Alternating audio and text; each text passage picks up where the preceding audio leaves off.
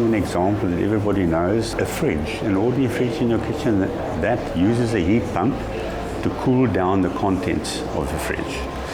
And it does that by employing a liquid refrigerant.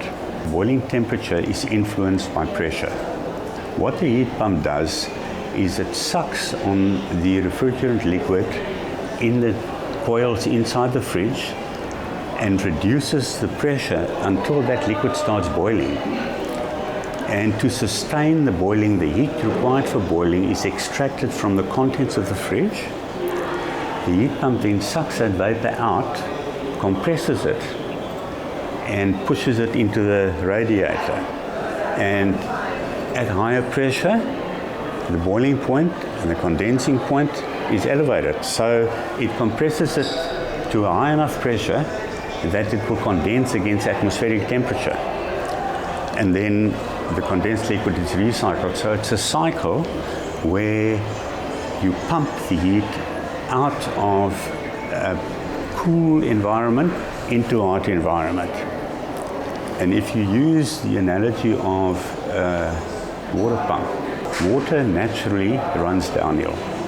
Heat naturally moves from a hot body to a cold body. If you want to reverse the flow of liquid, you want to push the liquid upstream or up a hill, you have to pump it. And the heat pump does exactly the same.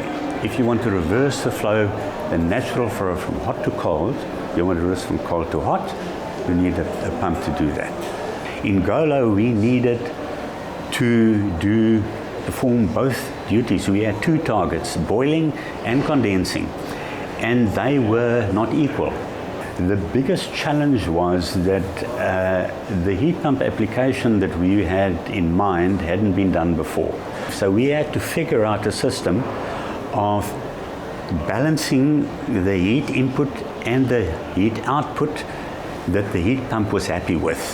Being scientifically based, we had confidence that it was possible, and we needed to apply our minds to find a solution, and that has given us a process now that, to the best of my knowledge, we don't know of it operating anywhere else on the planet. We can definitely reduce the energy consumption by at least 60%. I believe we can even go up to 70%. And even the mechanical energy, we use about 20% of the energy that the spinning cone process does, because our only moving parts are the pumps.